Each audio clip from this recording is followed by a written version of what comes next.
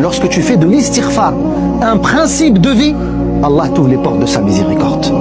Mais laissez-moi vous parler d'un frère qui entendra sûrement ce discours et qui s'y reconnaîtra. Un frère qui, je vois certains de mes élèves ici qui le connaissent. Wallahi al-Azim. Il est venu me voir il y a cela quelques années. Il est venu me voir et il m'a dit « Je suis dans une situation catastrophique.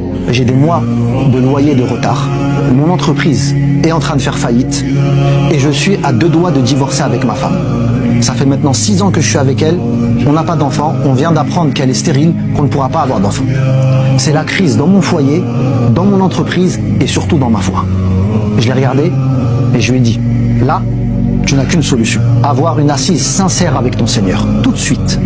Cite-moi le péché le plus grave que tu commets. Tout de suite. Prends 2 minutes, réfléchis. » Il a pris le temps de réfléchir et il m'a dit « Je sais. Pendant que je travaillais, alhamdoulilah, j'ai fait beaucoup d'argent. Mais j'ai pas sorti ma zakat. » Je lui ai dit tout de suite, prends tes relevés bancaires. Fais le compte. On va faire tout de suite, on va comptabiliser ta zakat tout de suite.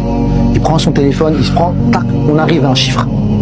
Je lui dis maintenant tout de suite, à l'instant, paye ta zakat. Il me dit je peux pas, j'ai pas d'argent, j'ai pas 1 centime dans mon compte.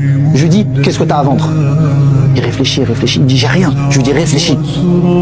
Il réfléchit, il me dit je sais, j'ai une 2e voiture. Je lui dis bismillah, connais-tu quelqu'un qui est prêt à l'acheter? Il me dit je sais pas, il y a peut-être un frère qui voulait. Je lui dis donne-moi son téléphone. J'appelle le frère, je lui explique la situation, je lui dis s'il te plaît achète la voiture au frère. Il me dit ça y est, je lui achète. Le montant, t'as.